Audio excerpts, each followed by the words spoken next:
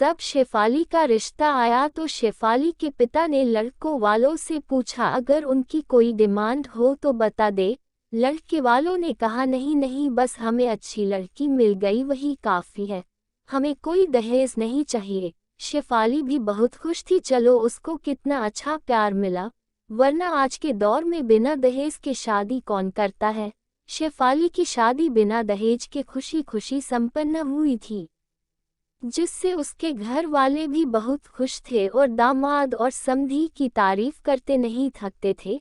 हर मिलने आने जाने वाले को उनकी तारीफ में कशीदे पड़ते।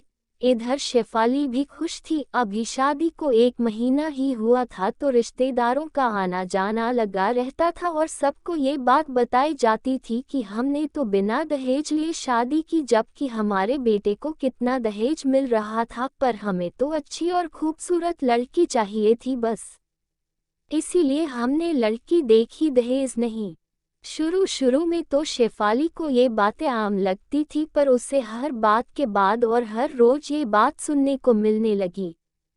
तभी सासू माँ कहती, बहू तुमने जरूर सोने के गौरी की पूजा की होगी कि बिना दहेज के इतना अच्छा परिवार और इंजीनियर पति मिला, वरना मोटा दहेज देने पर भी ना मिलता ऐसा परिवार।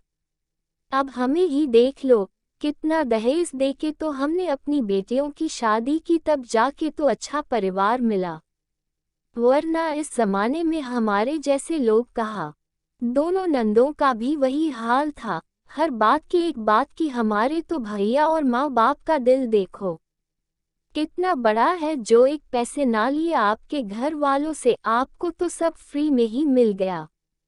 ये बातें शेफाली को अब सुन के चिढ़ाने लगी, उसे ऐसा लगने लगा जैसे कितने एहसानों तले दबी है। ऊपर से घर के सारे काम, नंदों का घर एक ही शहर में होने से वो भी वीकेंड पे चली आती। बच्चे और पति के साथ तो सबकी पसंद का खाना अलग अलग बना के खिलाते हुए उसका पूरा दिन निकल जाता, खाने का भी समय नहीं मिलता। लेकिन पूरे घर में कोई भी नहीं पूछता कि तुमने खाना खाया या नहीं। कभी दिन का खाना रात को तो रात का खाना दिन में खाती, क्योंकि सासू माँ कहती, अन्न को बर्बाद नहीं करते, मेहमानों को दे नहीं सकते, और मैं और तुम्हारे बाबूजी बीमार रहते हैं तो खा नहीं सकते, तो मजबूरी में शेफाली को ही खाना होता। सब बचा हुआ उसे सबसे बुरा तो तब लगता जब रंजीत भी उससे एक बार भी नहीं पूछते कि तुमने खाया या नहीं, या तुम्हारी क्या मर्जी है। रंजीत भी हर बात में यही कहते, मेरे घर से अच्छा कोई घर होगा भला जो बिना दहेज के करे शादी। ओ तो मेरे घर वालों का दिल बड़ा है जो शादी कर ली। अब ये हर रोज की कहानी हो गई थी सबकी। शेफाली ना अपनी पसंद के कपड़े पहन पाती, ना खाना खा पाती। इन सब बातों से अब उसका दम घुटने लगा था। अचानक एक दिन सासू माँ ने कहा, बहू कल घर में हमारे दोनों समधी का पूरा परिवार खाने पे आने वाला है, तो तुम सबकी पसंद के ही व्यंजन बनाना। शेफाली ने कहा, ठीक है माँ जी। शेफाली ने दिन भर मेहनत करके सबकी पसंद के खाने बनाए। सारे रिश्तेदार खाने की तारीफ किए नहीं थक रहे थे, और इधर शेफाली के घर वाले अपनी ही तारीफ कर रहे थे कि हमने तो बिना दहेज के शादी की। सबके खाने के बाद शेफाली जब खाना खाने गई तो उसने देखा सुबह की एक रोटी बची थी जो सूख चुकी थी, तो उसने वो रोटी कुत्ते को खाने में डाल दी और खुद ताज़ा बनाया हुआ खाने लगी। इतने में सासू माँ आके बोली, ये क्या बहू, तुमने रोटी कुत्ते को क्यों दी, खुद खा लेती तो क्या हो जाता, इतना अन्न बर्बाद कर दिया। शेफाली बोलने ही जा रही थी कि तभी रंजीत आ गए और बोले, तो अब तुम मेरी माँ से जुबान भी लड़ाओगी। पर रंजीत, मैंने तो अभी कुछ बोला ही नहीं। शेफाली ने बोला, क्या अभी भी कुछ बाकी रह गया बोलने को?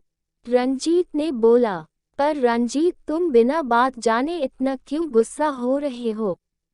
पर क्या शेफाली, तुम्हारे बाप की औकात नहीं थी तुम्हारी शादी करने की, और तुम हमारे घर का अन्न बर्बाद करो और हम तुम्हें कुछ बोले भी ना। एहसान मानो हमारा जो तुम्हारी शादी करा दी, वरना पड़ी होती अभी तक कुंवारी।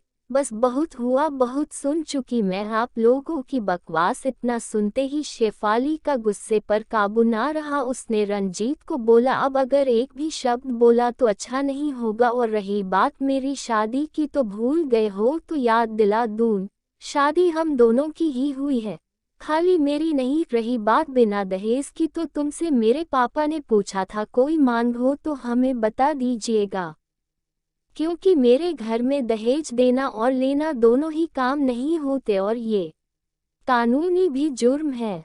रही बात शादी होने की तो शादी तुम्हारी नहीं हो रही थी, तभी तुमने अपनी उम्र 4 साल कम बताए और ना ही अपने नशे की आदत के बारे में बताया। तुमने सिर्फ बीटेक किया है और मैंने एमटेक, तो सोचो कि कौन कितना सच्चा और कौन कितना झूठा। और तुम लोगों का बड़ा दिल जो अपनी बहू को अच्छा खिला नहीं सकता, वो दिल का या दिमाग का भला या बड़ा आदमी कैसे हो सकता है। दहेज चाहिए था तो तुम लोगों को महान बनने का ढोंग क्यों किया। और खबरदार, आज के बाद कभी मेरे पापा की औकात की बात की तो वो लोग अपनी बहू के साथ ऐसा बर्ताव नहीं करते, समझे। वहाँ बहू की इज्जत की जाती है, उसको खुलकर जीने की आज़ादी है। तुम जैसे दोगले लोग नहीं मेरे घर वाले, मुंह कुछ और पीठ पीछे कुछ और। उस दिन रंजीत और सासू माँ शर्म से सर झुकाए खड़े रह गए, क्योंकि जिनके सामने वो दहेज ना लेने की बड़ी बड़ी बातें करती थी, उन्हीं के सामने आज सारा सच आ चुका था और सब कोई तू तू कर रहा था। आए दिन समाज में दहेज के नाम पर हर लड़की और उसके परिवार को इसका सामना करना ही पड़ता है, जिसे हम सबको मिलकर खत्म करना होगा। अगर अपने दहेज नहीं लिया तो अपने लड़की या उसके घर वालों पर कोई एहसान नहीं किया, बल्कि आप ये सोचे आप भीख मांगने से बच गए। दहेज लेना एक भीख ही तो है। दोस्तों, अगर आपको ये कहानी थोड़ी बहुत भी पसंद आई हो तो कमेंट करके ज़रूर बताएं तथा अपने दोस्तों के साथ शेयर करना ना भूलें। और चैनल पर नए हैं तो सब्सक्राइब जरूर करें। धन्यवाद।